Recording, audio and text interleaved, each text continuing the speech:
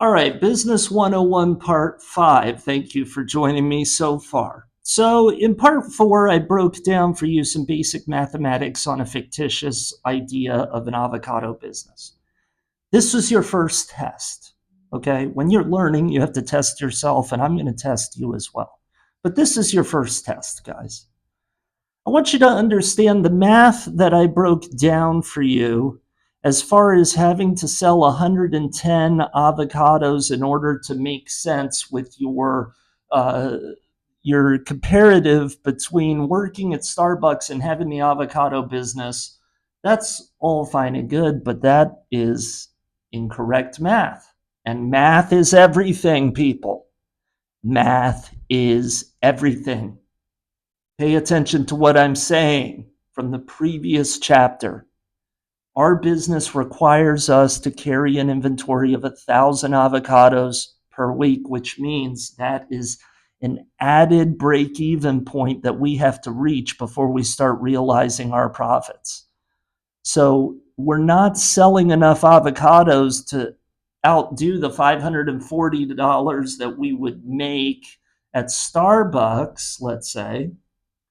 We have to sell now $1,540 because we have inventory. When you're in the business mind frame, everything is numbers. And then you're going to have to realize also that if on a slow week, your worst week possible, you're only selling $500 or $600 worth of avocados, then that's a good business model. If there's the potential to not sell any, then that might not be a good business model for you unless you've got a whole bunch of money set aside. Now, businesses do this. They go through an ebb and flow. There's up and down. They're always like this. There's days that any business you can think of doesn't do business. But then there's other days that they do. And depending on how they do over the course of a long period of time will determine whether or not they stay open or they close. This is math, people. Math is just too important to be ever overlooked in business. Business is for people that do math. So if we go back to our model now and we look at it, we have to sell $1,540 worth of products, or at least make that in our profits in order for it to make sense, compared to working at Starbucks 40 hours a week. And preferably, you want to do it in less than 40 hours. Now, your business mind has also got to be thinking about other things.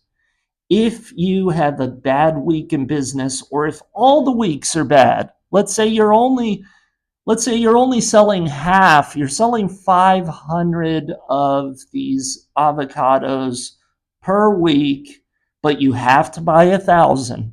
You're still turning a profit, yes. By our numbers, you're turning at 500 a good amount of profit.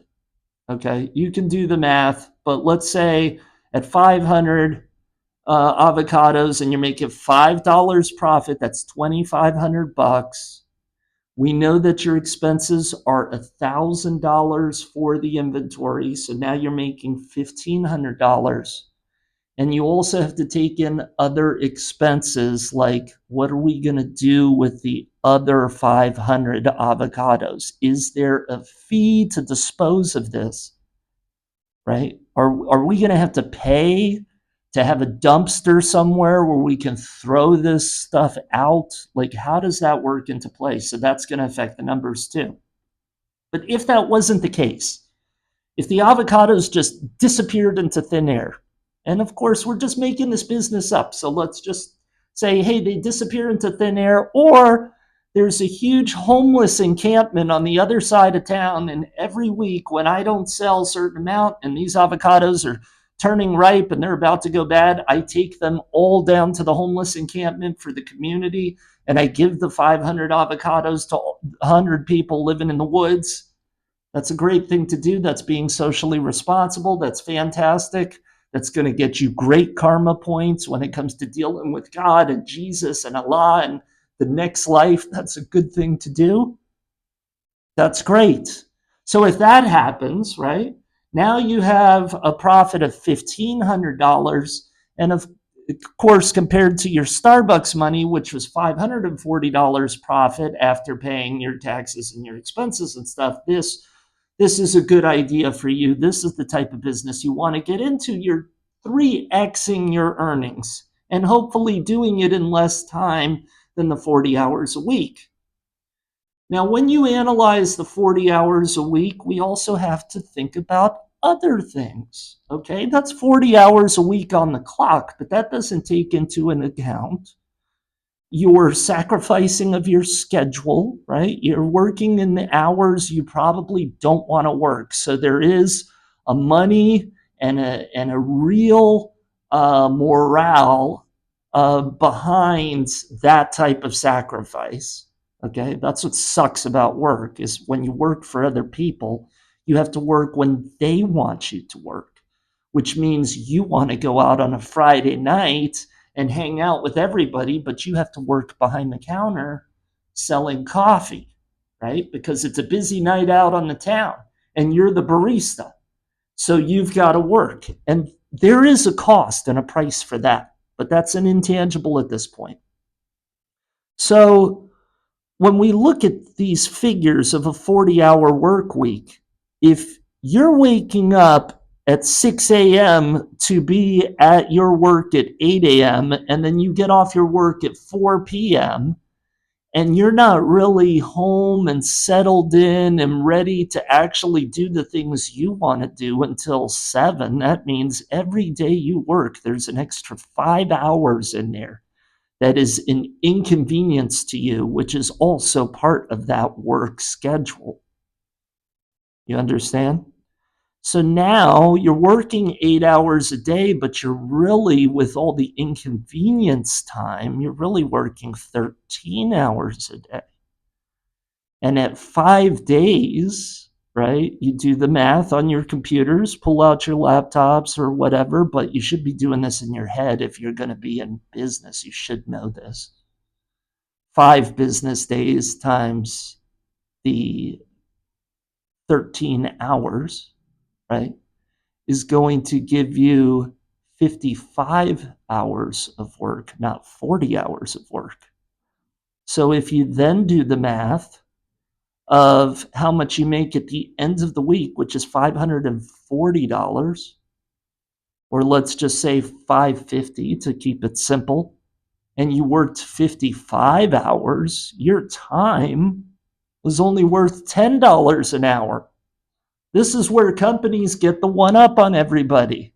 It's all in the details. This is why companies want to pay you a salary and they want to keep you at a salary. Everybody who works on salary works more than 40 hours a week. A salary is a trap. A salary is like a chain around your neck. When you own your own business, and the reason why you own your own business is so you can work when you want to work.